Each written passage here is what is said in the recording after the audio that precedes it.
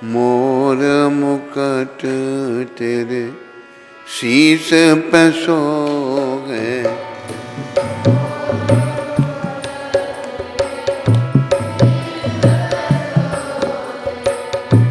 प्यारी बंसी मेरो मन मोहे,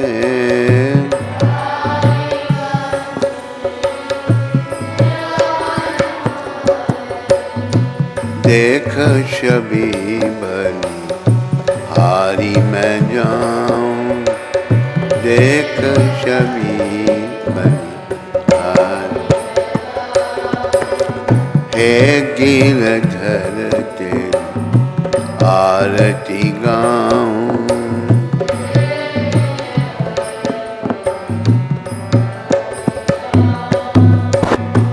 चरणों से निकली है गंगा प्यारी,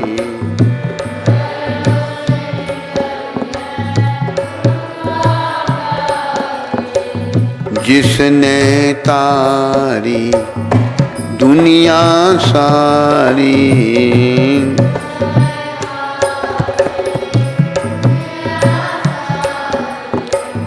उन चरणों में शीश झुकाऊं,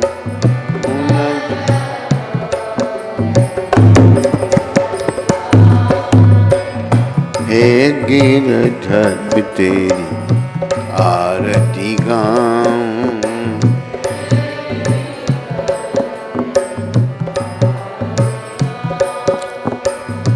संग सोहे वृष बानु दुलारी,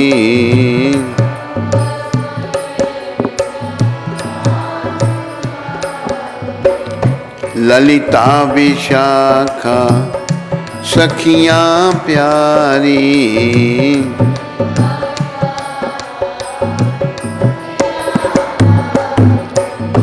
युगल छवि के दर्शन पाऊं,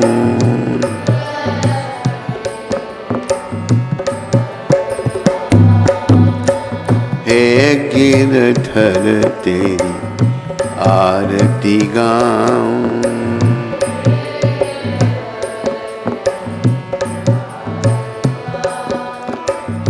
व्यासदास के नाथ आप हो,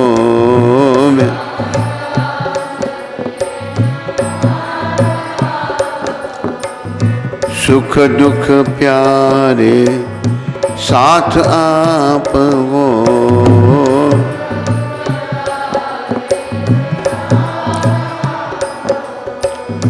वास सदा वृंदावन पाऊं, बात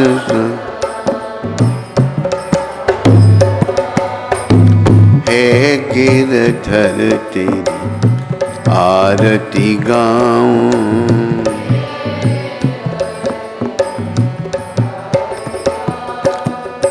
बोलो राधा गिरधर भगवान की, बोलो मोर मुकुट बंसी वाले की, बोलो गौर राधा कृष्ण भगवान की, बोलो राधा मदन मोहन भगवान की, राधा गोविंद भगवान की,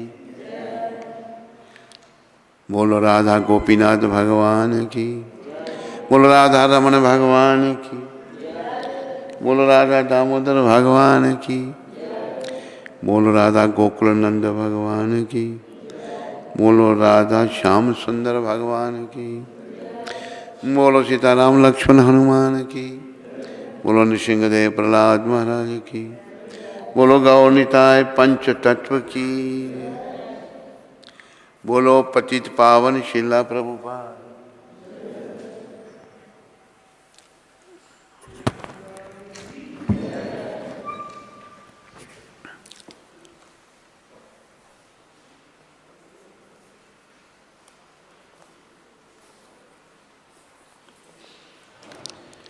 आज मंगलवार 13 अक्टूबर, आज परमा एकादशी का व्रत है। श्रील प्रभुपाद शिक्षामृत जानकी को पत्र, जानकी माता को प्रभुपाद ने पत्र लिखा है। शुद्ध भक्त वह है जो किसी भी भौतिक इच्छा के बिना श्री कृष्ण से प्रेम करता है। शुद्ध भक्ति के लक्षण, कोई भौतिक इच्छा नहीं, किसी भौतिक इच्छा के बिना भगवान से प्रेम करता है। ऐसे शुद्ध भक्त अत्यंत दुर्लभ हैं। ऐसे भक्त बहुत दुर्लभ हैं। किंतु श्री कृष्ण की कृपा से जो भी भक्त और शिष्य मेरे साथ हैं, उन सब में शुद्ध भक्तों के लक्षण हैं। यदि उनके अंदर कोई अवांछित इच्छाएं भी हैं, शीघ्र ही वह दूर कर दी जाएंगी, क्योंकि उन्होंने कृष्ण भावना की शुद्ध विधि को स्वीकार किया है।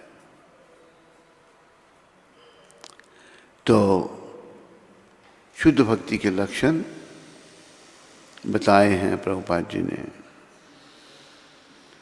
हमारे परमाचार्य श्रील रूप गोस्वामी प्रभुपाद वो कहते हैं,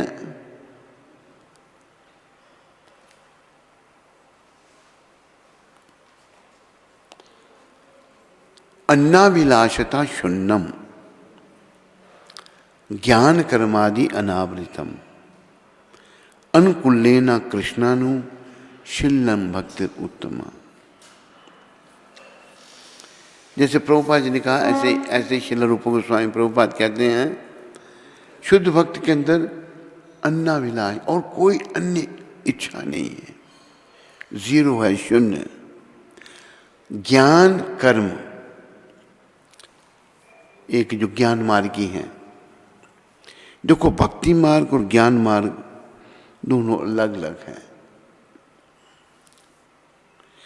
प्राय ये देखा गया है, ज्ञानी जो बड़े हैं वो अभिमानी हो जाते हैं, लेकिन भक्त विनम्र बने रहते हैं। जो भक्त बन जाता है भक्ति मां की कृपा से, उसमें विनम्रता आ जाती है। तो विनम्रता के बिना हम लोग भक्ति राज्य में प्रवेश नहीं कर सकते। भक्ति राज्य में प्रवेश करने के लिए विनम्र बनना ही पड़ेगा। थोड़ा सा भी अगर अभिमान है तो वो दूषित है।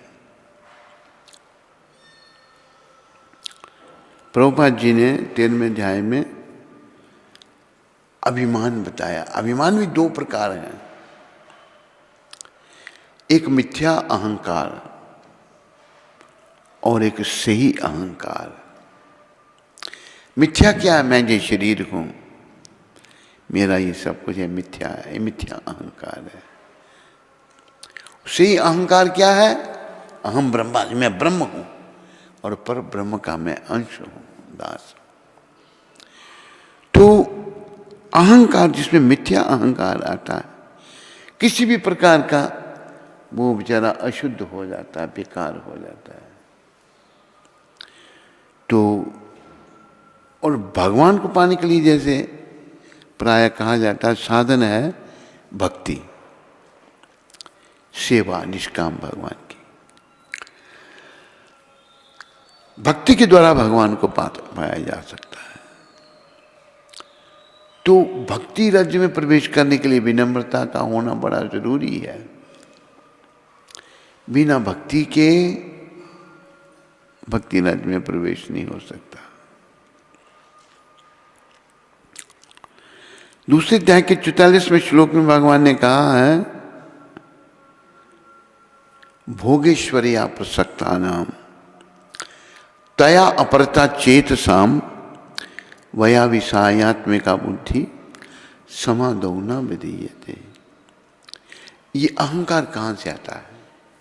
जिन लोगों के मन में भोग की कामना है, भोग को भोगना चाहते हैं, और जब वो भोगों को भोगना चाहते हैं तो भौतिक वस्तुओं से वो आसक्त हो जाते हैं, भौतिक वस्तुओं से उनका मोह हो जाता है। उनके मनों में भगवान कहते हैं मेरे प्रति, श्री कृष्ण के प्रति दृढ़ भक्ति का निश्चय नहीं होता। कि असल में हम जितने भी संसार में लोग हैं ना, हम सब ने भक्ति छोड़ दी है और भगवान से अलग होकर सुख भोगने का प्रयास कर रहे हैं। और भक्ति करता कि भगवान के साथ जुड़े रहना, हर समय कृष्ण का ही सोचना, कृष्ण के लिए सब कुछ करना, कृष्ण चिंतन करना, कृष्ण भजन करना, कृष्ण का प्रसाद सेवन करना। तो वो भक्त भगवान के साथ भक्ति के द्वारा जुड़ जाता है। जब भक्त भक्ति के द्वारा भगवान के साथ जुड़ जाता है तो उसके व्यसन, उसके दोष चले जाते हैं और भगवान के साथ भक्ति के द्वारा जुड़ने से उसमें सद्गुण आ जाते हैं।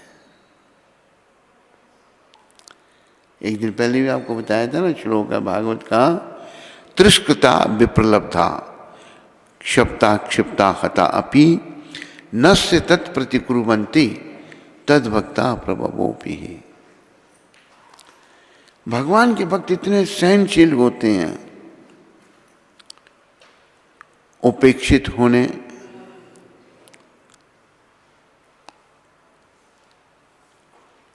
तिरस्कृत होने, ठगे जाने, शापित होने, विचलित किए जाने अथवा जान से मारे जाने पर भी कभी बदला लेने का विचार नहीं करते। देखो भक्त कैसे होते हैं।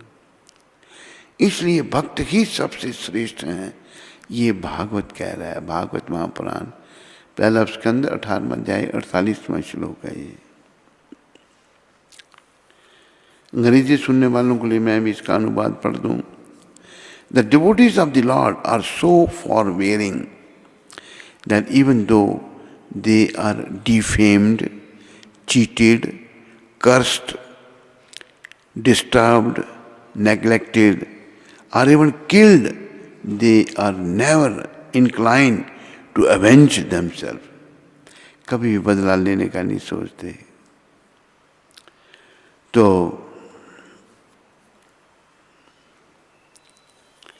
प्रभुपद यही कहते हैं कि शुद्ध भक्त वह है जो किसी भी भौतिक इच्छा के बिना, देखो आध्यात्मिक जीवन की शुरुआत यहाँ से होती है कि हम इस संसार से नहीं हैं, हम ये शरीर नहीं है। तो हमने अभी संसार में फंसे नहीं रहना, इससे निकलना है। वो कैसे निकला जाएगा? कोई भौतिक इच्छा नहीं, केवल आध्यात्मिक इच्छा, केवल कृष्ण को पाने की इच्छा, केवल कृष्ण की सेवा की इच्छा, केवल श्री कृष्ण के प्रेम की इच्छा, ये बस, और कुछ नहीं। तो भौतिक इच्छा भक्त कभी कोई करता है नहीं, कोई भी इच्छा, कोई भी। अभी देखो कि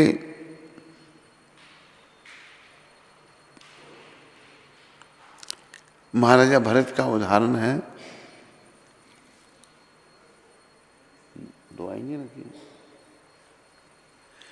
महाराजा भरत जो हैं,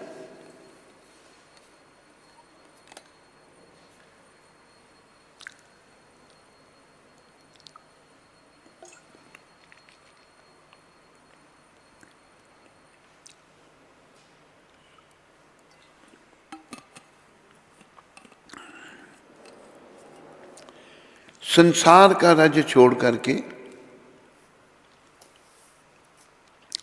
परिवार को पूर्ण रूप से भगवान के चरणों में समर्पित हो गए। थोड़ी सी कमी ये रह गई कि हिरण से उनका मोह हो गया, बस अगला जन्म हिरण का लेना पड़ा। तो इस प्रसंग से हमें ये सीखना है, समस्त भौतिक इच्छाओं का परित्याग करना, कोई भौतिक इच्छा नहीं। आजकल लोग कुत्ते पालते हैं, ये बड़ा खतरनाक है, बड़ा डेंजरस है। महाराजा भरत जो हैं, उन्होंने हिरण का पालन किया। चाहिए ये था, हिरण जब बड़ा हो गया उसको छोड़ देते, जाओ भाई। लेकिन वो उससे मोहग्रस्त हो गए। जंगल में रह रहे हैं लेकिन हिरण से मोह हो गया। तो हमें भौतिक इच्छाओं से मुक्त होना है, प्रयास करना है। कलयुग में भगवान ने हम कलयुग के लोगों के लिए सुगम कर दिया है, लेकिन फिर भी हम उसका लाभ नहीं उठाते।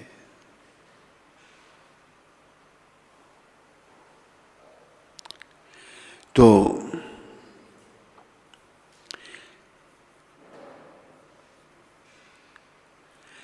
प्रभुपाद भक्तों को उत्साहित करने के लिए ये कह रहे हैं, किंतु श्री कृष्ण की कृपा से जो भी भक्त और शिष्य मेरे साथ हैं उन सब में शुद्ध भक्तों के लक्षण हैं। जैसे शुद्ध भक्तों का लक्षण है, पहला लक्षण ये है कि वो घर बार छोड़ के समर्पण कर दिए हैं। यदि उनके अंदर कोई अवांछित इच्छाएं भी हैं, शीघ्र ही वे दूर कर दी जाएंगी। अगर वह ऐसे बने रहते हैं, भक्ति करते हैं, शुद्ध भक्ति के लक्षण उनमें बने हुए हैं, तो अवांछित वस्तु होंगी तो भगवत कृपा से, भक्ति माता की कृपा से वो भी दूर हो जाएंगी। क्योंकि उन्होंने कृष्ण भावना की शुद्ध विधि को स्वीकार किया, उन्हें कृष्ण भावना को स्वीकार कर दिया। एक हमारे गुरु भाई थे जयानंद दास, ये अमेरिका में थे। जयानंद दास ने बड़ी सेवा की प्रभुपाद जी की, और इनका निधन हो गया, शरीर छूट गया। तो इनका शरीर छूटने के बाद प्रभुपाद जी ने एक पत्र लिखा था। वो पत्र बैक टू गॉड हेड में छपा था। मैंने वो पत्र पढ़ा तो उसमें लिखा प्रभुपाद जी ने कि तुम शुद्ध भक्त थे, पर अगर अंत समय में तेरे मन में कोई भौतिक इच्छा होगी तो फिर पुनः तुम भक्तों के घर में कहीं जन्म लेकर भक्ति अपनी पूरी करोगे, फिर जन्म लेना पड़ेगा। तो भौतिक इच्छाओं का बस त्याग। भौतिक हम देखते हैं भाई, जैसे कल वो बात कर रहे थे, आदमी धन के पीछे पड़ा रहता है, धन धन, और मरता है तो निधन, निधन कुछ नहीं जाता उसका। निधन, निधन क्या है? जिंदगी भर कितना भी धन कर लो, पर मरने के बाद शोक पत्रिका में निधन की लिखा जाएगा। कड़वा है पर सच यही है, यही लिखा जाएगा कि निधन, उनका निधन हो गया। जीवन भर धन करता रहा और मरते समय निधन। तो हमें सतर्क होना है, प्रयास करना है। ये युग तो अच्छा नहीं है, ये कलयुग बड़ा बेकार युग है। जैसे भागवत में सुखदेव महाराज कहते हैं, कलो दोषे निधि राजन। ये राजन,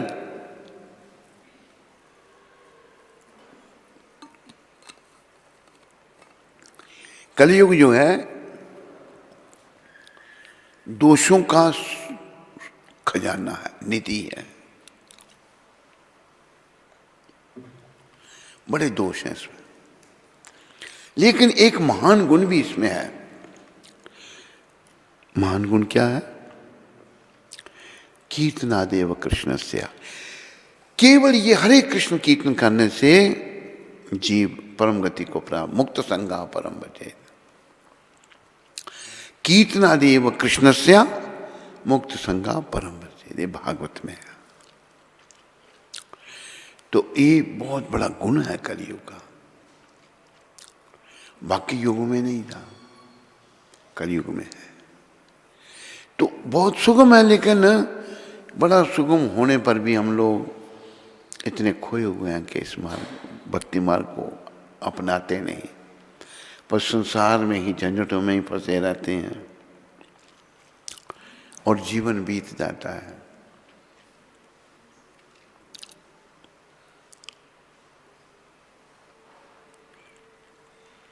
जब आदमी भोग विलास में पड़ता है, भोग विलास में पड़ने के कारण उसकी बुद्धि अशुद्ध हो जाती है, फिर उसकी सोच बेकार हो जाती है, ठीक तरह सोच नहीं सकता वो, उसकी सोच दूषित हो जाती है और दूषित ही वो सोचता है, दूषित काम करता है। जैसे एक व्यक्ति का उदाहरण, वो व्यक्ति जब हम हल्दू चौड़ में थे वहाँ मिला हमको, अभी बूढ़ा है, वृद्ध है, उसके बच्चे भी बड़े बड़े हैं मेरे ख्याल में, लेकिन अभी एक उसको जयपुर से एक औरत मिल गई, वो भी रिटायर हो गई है, अभी वो उसके साथ शादी करना चाहता है, बूढ़े वृद्धावस्था में, इच्छा ही नहीं अंदर से गई, कैसी हालत में वो जाएगा दुनिया से, इच्छा द्वेष इनसे जकड़ा हुआ, प्राणांत होगा। तो इसलिए गुरुकुलों में बच्चों को शिक्षा दी जाती थी आत्मा परमात्मा की, जीवन के उद्देश्य की, तो बच्चे बड़े होकर सब जानते थे, उनका जीवन बड़ा अच्छा होता था। अगर गुरुकुल में पढ़ा हुआ बच्चा अगर वो गृहस्थी भी बनता तो गृहस्थ में लिप्त नहीं होता था, वो अच्छा गृहस्थी बनता और कई त्यागी बन जाते थे। जीवन को सफल करना है बस भक्ति करके, संसार में कुछ नहीं है, संसार जो है सब असार है, ये टेम्पररी है, कुछ भी परमानेंट नहीं है यहाँ पर। तो भौतिक इच्छाओं से मन को हटाने का प्रयास करना है। मन तो जाएगा बार बार, जब तक शुद्ध नहीं होगा ये जाएगा, याद रखो, ये भी बड़े विचारने की बात है। जब तक मन शुद्ध नहीं होता ये बार बार बुराइयों की तरफ जाता है, बार बार। जब ये शुद्ध हो जाएगा फिर नहीं जाएगा। तो भौतिक इच्छाओं से हमने मुक्ति प्राप्त करनी है, समझ के बुद्धि से काम ले करके कि भौतिक इच्छाएं भौतिक शरीर से संबंधित हैं, पर मैं तो ये शरीर हूँ ही नहीं, मैं जीवात्मा हूँ और मेरा संबंध परमपिता परमात्मा से है। सभी इंटरनेट में सुनने वाले आप सब लोग इन बातों को जीवन में धारण करो और जीवन को सफलता के पथ पर आगे बढ़ाओ। वो कहाँ है तुलसी, एकादशी। तो आज एकादशी का व्रत है।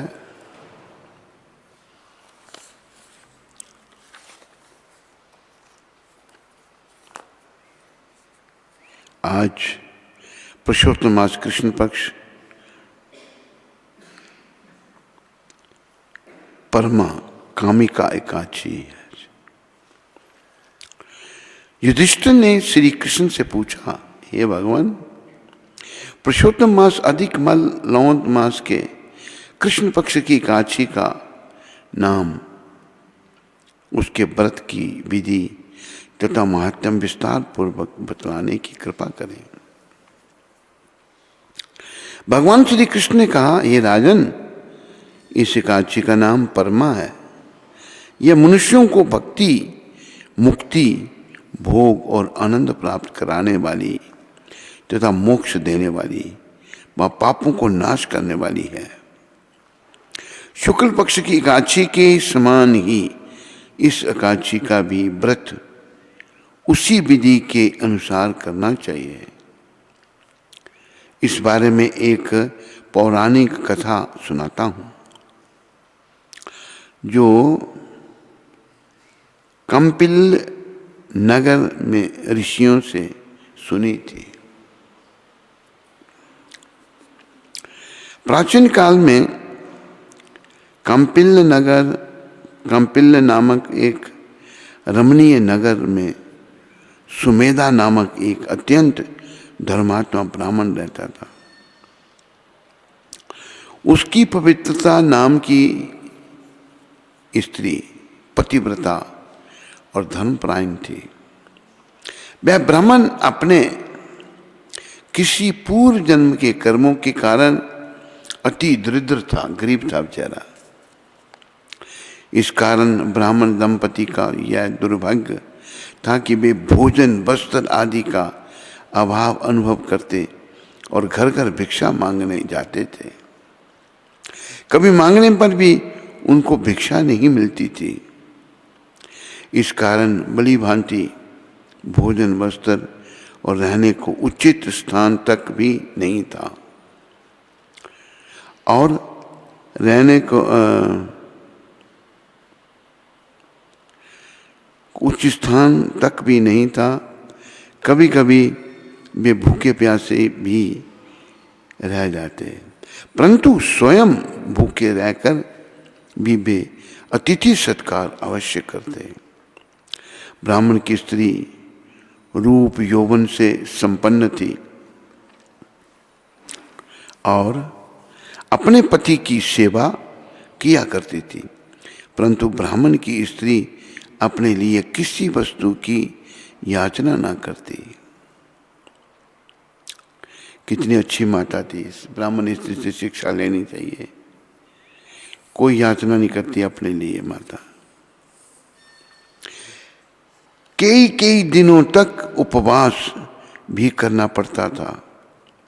जब कभी अतिथि सत्कार करना हो तो वह स्वयं भूखी रह जाती थी, किंतु घर में भूखी रहने पर भी अतिथि सत्कार अवश्य करती थी, परंतु अपने मुंह पर कभी मलिनता तक ना आने देती थी। इस प्रकार अभाव,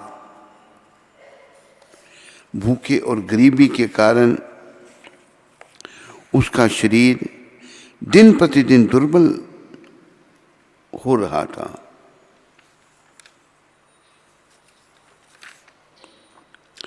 अपनी स्त्री का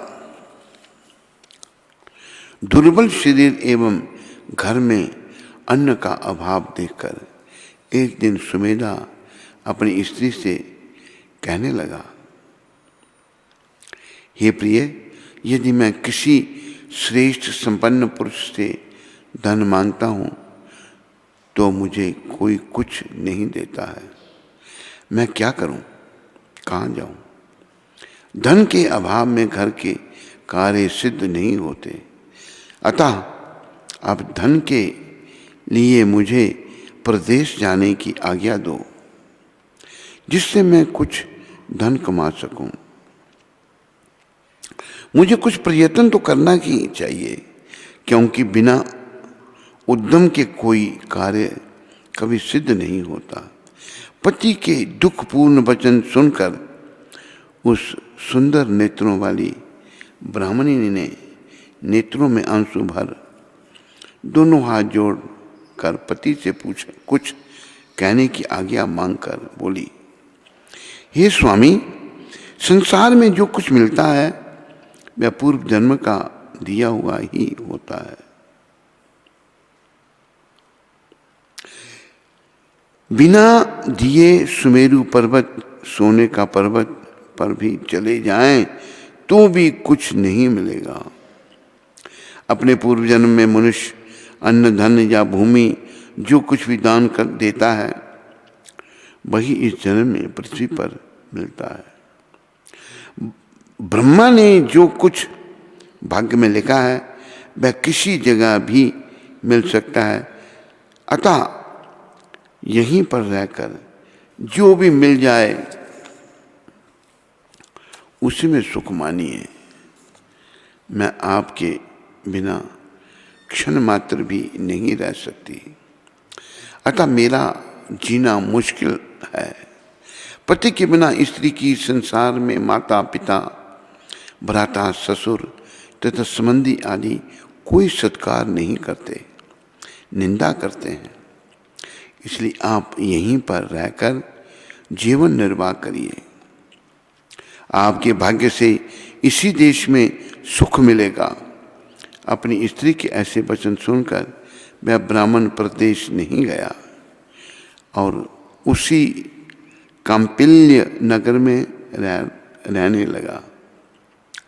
कुछ दिनों के बाद एक समय मुनियों में श्रेष्ठ कौंडिन्य मुनि कांपिल्य नगरी में भाग्यवश वहां आ गए।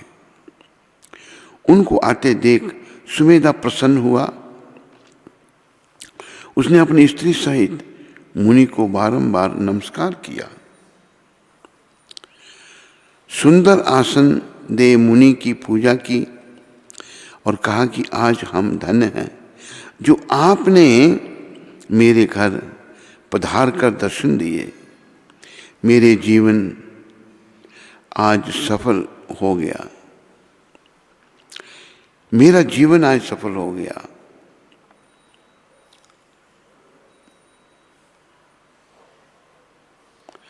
और मेरे बड़े भाग्य से आपके दर्शन मिले। जो कुछ उनके पास था श्रद्धा के साथ मुनि को भोजन कराया। उस पतिव्रता स्त्री ने मुनि से पूछा कि महाराज, दरिद्रता का नाश कैसे होता है? बिना दान किए हुए भी धन, विद्या,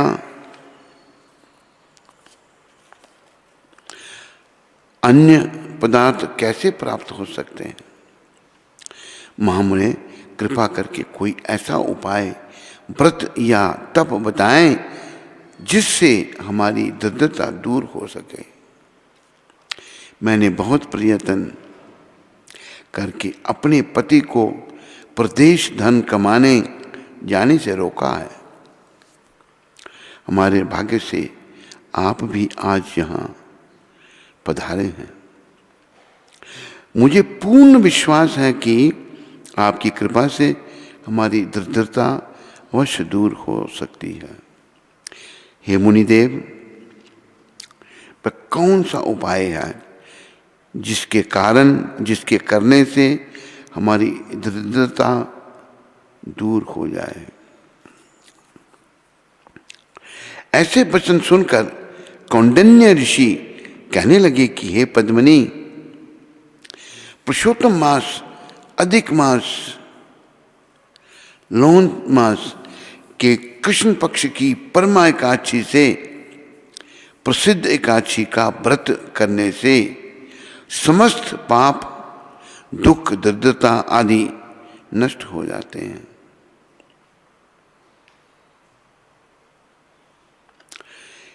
इस विष्णु भक्ति देने वाली एकादशी का श्रद्धापूर्वक व्रत करे, जिसके करने से वृत्ति धन धान्य से संपन्न हो जाते हैं। विधि पूर्वक व्रत और रात्रि को भजन कीर्तन के साथ जागरण करना चाहिए। आज की रात्रि को भजन कीर्तन और जागरण करना चाहिए। इस व्रत को सबसे पहले कुबेर जी ने किया था। भगवान शिव जी के कहने पर व्रत के कारण वे धनाधिपति बन गए थे। फिर राजा हरिश्चंद्र ने व्रत किया तो उनको अपना खोया हुआ राज्य, ऐश्वर्य तथा स्त्री पुत्र पुनः प्राप्त हो गए। अतः तुम भी इस व्रत को विधि पूर्वक करो। श्री कृष्ण बोले, हे पांडव श्रेष्ठ, यह कहकर कौंडिन्य ऋषि ने व्रत की सारी विधि समझाई।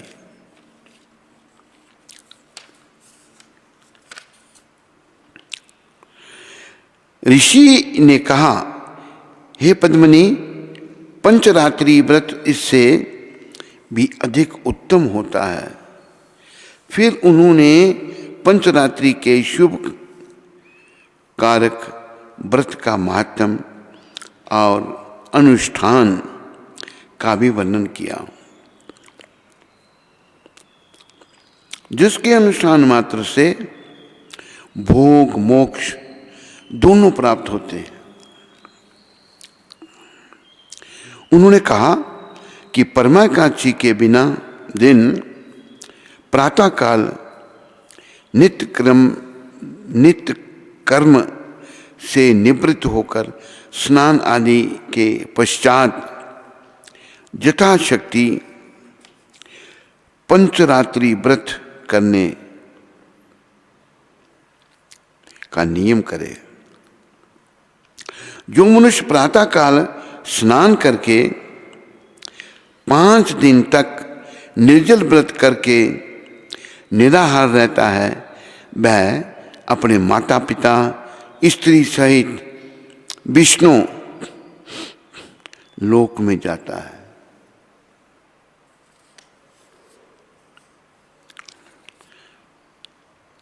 जो 5 दिन तक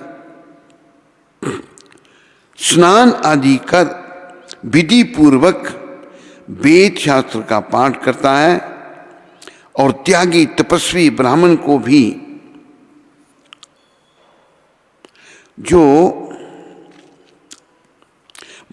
भी भोजन कराता है, समझो उसने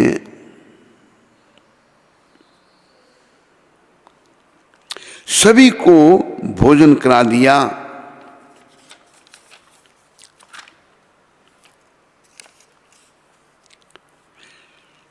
जो मनुष्य इस व्रत में 5 दिन तक संध्या को एक बार भोजन करते हैं और विद्वान ब्राह्मण को तिल घी से भरा पात्र दान करते हैं, वे स्वर्ग में आनंद करते हैं।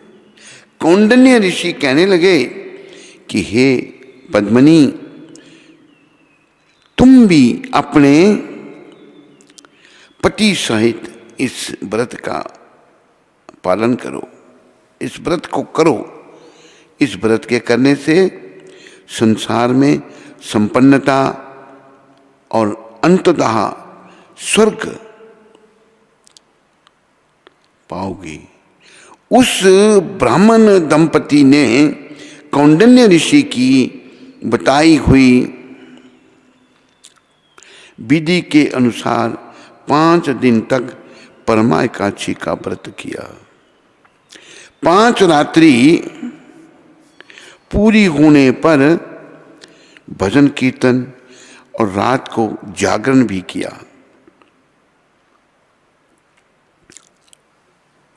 इस प्रकार व्रत पूर्ण होते ही उस स्त्री ने एक राजकुमार को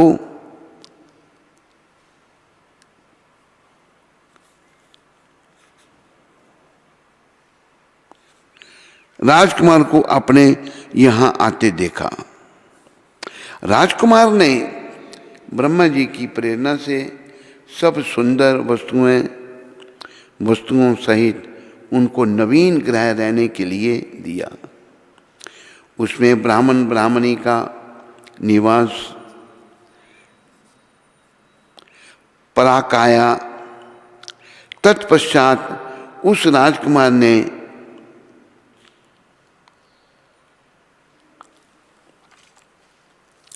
सुमेधा की तपस्या से प्रसन्न होकर एक गांव उनकी आजीविका के निमित्त दान दिया। इस प्रकार पुरुषोत्तम मास अधिक मास की कृष्ण पक्ष की परमा एकादशी का आदर पूर्वक व्रत करने से पत्नी सहित ब्राह्मण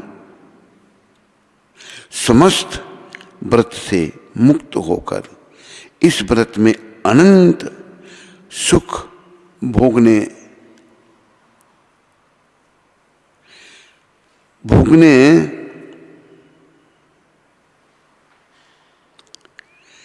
कर अंत समय में स्वर्गलोक में गए। भगवान श्री कृष्ण ने कहा, हे राजन, मानव देह प्राप्त करके भी जो भगवान विष्णु को प्रिय अधिक मास की एकादशियों का व्रत नहीं करते, उनका जीवन व्यर्थ है। वैसे मनुष्य देह अत्यंत दुर्लभ है जो परमात्मा की कृपा से ही मिलती है।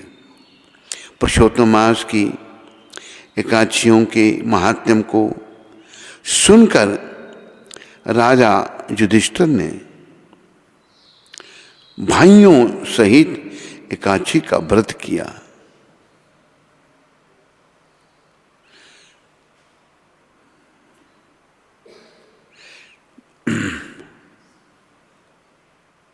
पुरुषोत्तम मास की एकादशी के महात्म्य को सुनकर राजा युधिष्ठिर ने भाइयों सहित एकादशी का व्रत भक्ति पूर्वक किया।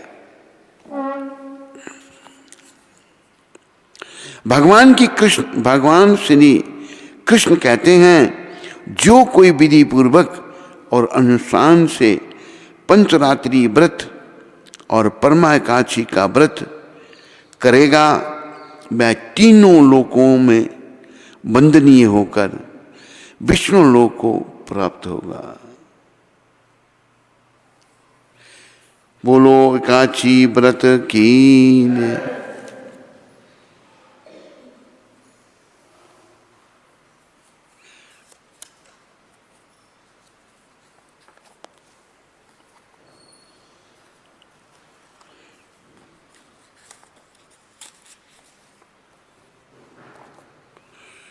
तो प्रिय बंधुओं,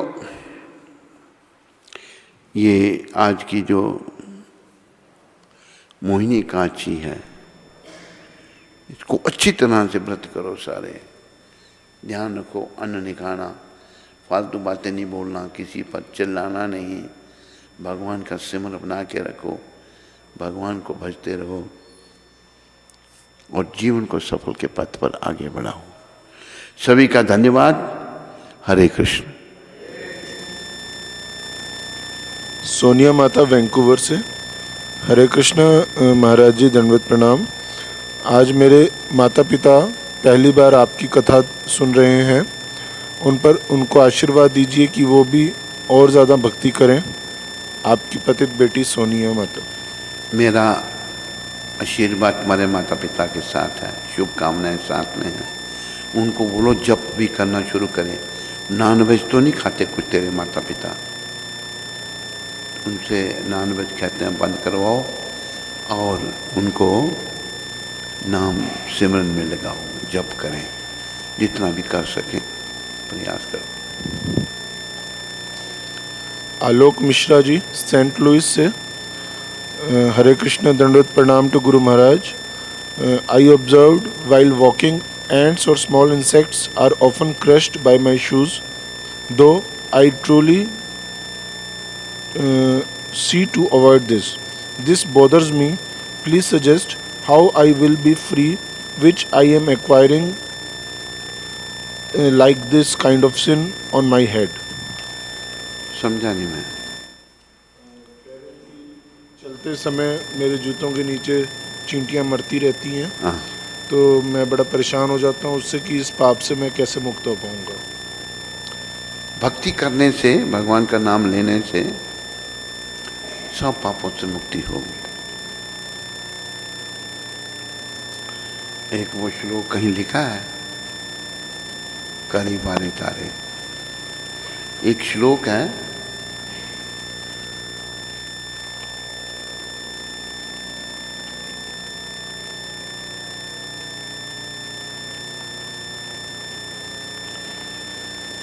वो ढूंढ रहे हैं, मिलता तो मैं आपको पढ़ के सुनाता हूँ उसको। आलोक मिश्रा जी, है? मिला नहीं? जो उसने बताया था मोहनदास ने कलकत्ता से।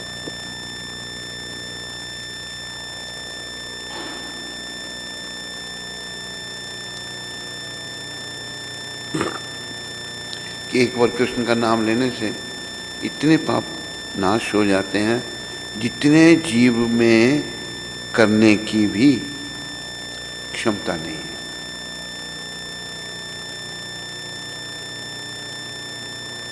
ध्यान में आया नहीं?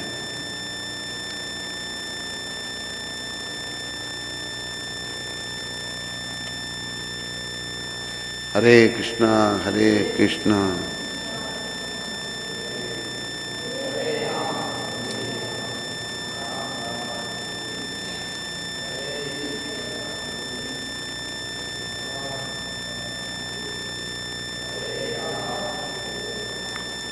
नहीं मिला? ध्यान नहीं आया? मोहन गोस्वामी ने भेजा, मोहनदास ने भेजा था। एग्जैक्ट उसका रेफरेंस नहीं मिल पाया हैं? एग्जैक्ट रेफरेंस नहीं मिल पाया था। रेफरेंस तो श्लोक तो है ना, रेफरेंस नहीं है तो कोई बात नहीं, श्लोक तो पढ़ के मैं सुना दूं उसको।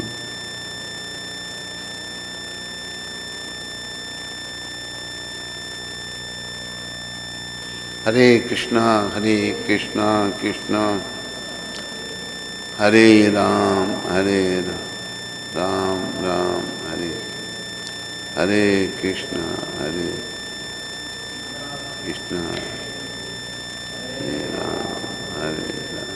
राम राम हरे कृष्णा हरे। नहीं मिल रहा?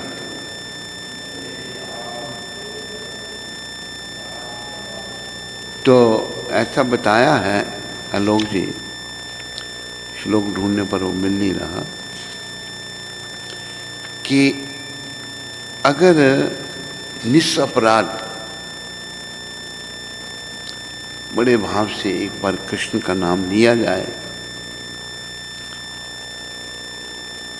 तो इतने पापों से जीव मुक्त हो जाता है कि जितने पाप करने की उसमें क्षमता नहीं है, इतने पाप वो कर ही नहीं सकता। इसलिए नाम जप में ध्यान दो, नाम जपो और कोशिश करो। वैसे ये भी वर्णन आता है आचार संहिता में, जब हम चलें ज़मीन पर 4 फुट आगे देख के चलें, कोई जीव हमारे पाँव के नीचे ना आए।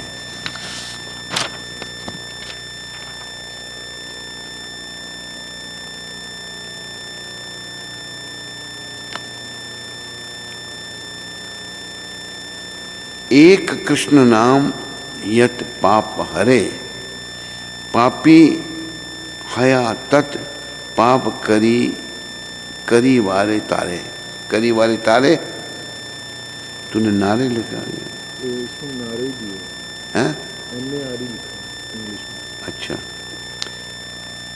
पापी है तत् पाप करी वाले नारे। इतने पाप जीव कर नहीं सकता जितना एक बार नाम जपने से, कृष्ण का नाम लेने से मुक्त हो सकता है। ठीक है आलोक जी? हरे कृष्ण। इसको रख दे कहीं पर, ये श्लोक लिखा जाए।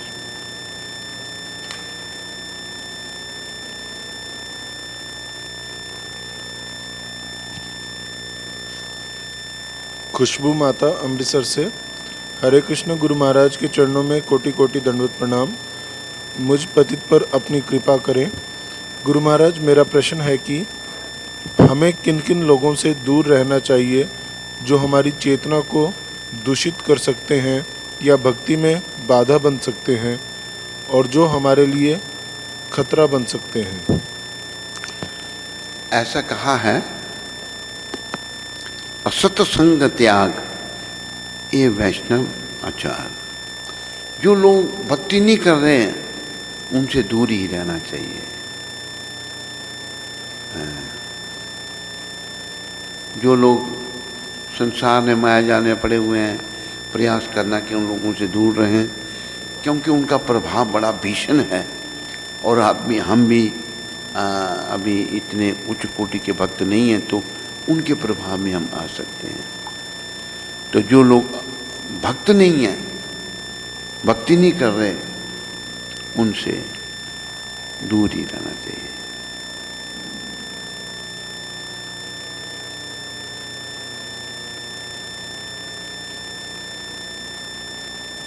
पुरुषोत्तम प्रभु दिल्ली से, हरे कृष्ण गुरु महाराज जी आपके पुरुषोत्तम है? हाँ?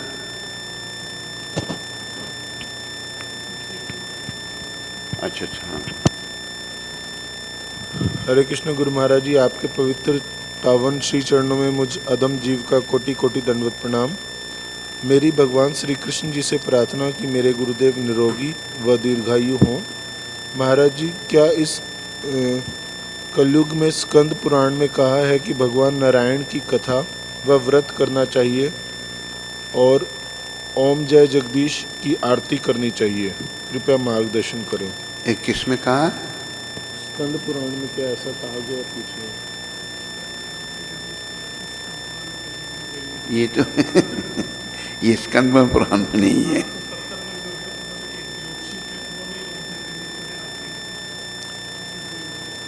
किसने लिखी है? हाँ, हाँ, हाँ। स्कंद पुराण में कहाँ से चले गए वो? तो इनका प्रश्न क्या है कि ये आरती लिखी है उसमें? अरे आप भक्ति करो, कृष्ण की भक्ति करो जो महाप्रभु ने बताया है, और अपना जीवन सफल करो। रामृत प्रभु रांची से, सदगुरुदेव उसका ब्लैक कमांडो का जी, सदगुरुदेव महाराज जी के पावन चरण। ब्लैक कमांडो हाथ खड़ा करो। ये ब्लैक कमांडो पावन चरण कमलों में कोटि कोटि दंडवत प्रणाम। क्षमा चाहूँगा महाराज जी, शायद मेरा प्रश्न गलत हो सकता है। महाराज जी, अभी पंचरात्र का व्रत करना कैसे संभव हो सकता है? कल से अभी पंचरात्र का व्रत करना कैसे संभव हो सकता है, वो भी बिना पानी के? हम तो 2 दिन में ही लुढ़क जाएंगे।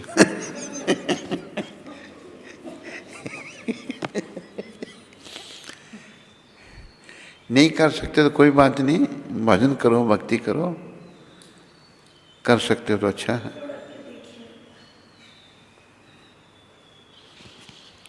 विश्वमोहन प्रभु महाराष्ट्र से, हरे कृष्ण महाराज दंडवत प्रणाम। विश्वमोहन तो अभी ठीक हो गया? बिल्कुल नहीं, अभी थोड़ा रह गया। अच्छा। कह रहे हैं आप आशीर्वाद दीजिए कि मैं जल्दी से सेवा में आ पाऊँ। बस जल्दी सेवा में आ जा तू, मोह माया में फंस गया। बस भगवान ने तेरे को फिर से कृपा की है, जन्म सफल कर अपना। विजय जी जयपुर से, हरे कृष्ण महाराज। विजय गंगवानी जी, गंगवानी, हाँ, क्या कह रहे हैं? हरे कृष्ण महाराज दंडवत प्रणाम। क्या मैं शरीर पर 12 तिलक धारण कर सकता हूँ? हाँ, क्यों नहीं कर सकते, जरूर करो। आप भक्त हैं, धारण करो।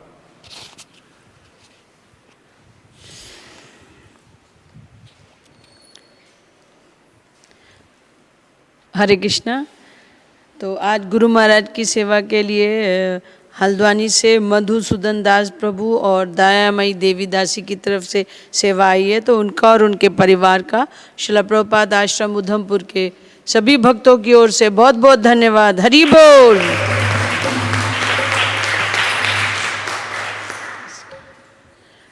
आज पुरुषोत्तम मास के 26वें दिन के उपलक्ष्य में जो प्रसादम का आयोजन किया गया है, वो प्राण गोपाल दास जी के पिता की स्मृति में रखा है, जिनका नाम है श्री गगन दास गवलानी जी। तो उनका और उनके परिवार का श्रील प्रभुपाद आश्रम उधमपुर के सभी भक्तों की ओर से बहुत बहुत धन्यवाद। हरि बोल।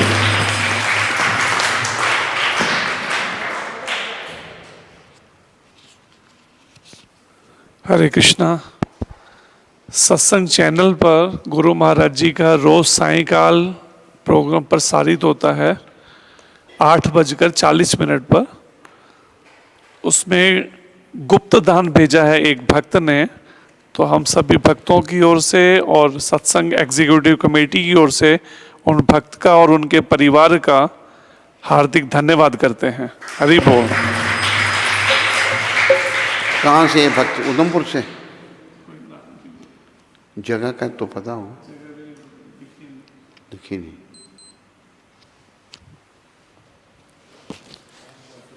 हैं? अच्छा, ठीक ठीक है। स्कंद पुराण में तुलसी देवी की प्रशंसा इस प्रकार की गई है।